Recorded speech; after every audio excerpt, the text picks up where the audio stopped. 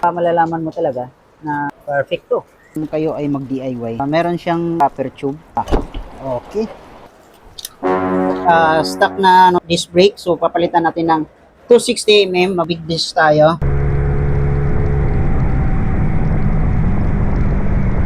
Papalit natin dyan. Kung nagbabalak ka mag 260mm sa inyong NMAX Aerox PRC floating disc na 260mm. Ito mga kabin, ito yung papalit natin dito. Tatabi na lang muna natin to. Hindi na natin magagamit yan. Yan na. Yan na siya. Oh. Alright. So, ikaw ay nagbabalak na mag big disc 260mm.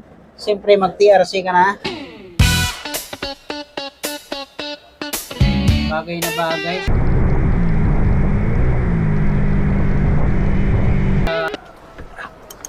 Malalaman mo talaga na perfect to. Oh, sa mga nag-DIY. Kung kayo ay mag-DIY, meron siyang copper tube. Okay.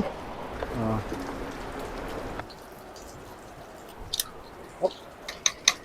Tuloy ang laban. Ganda tingnan, no? Black and silver.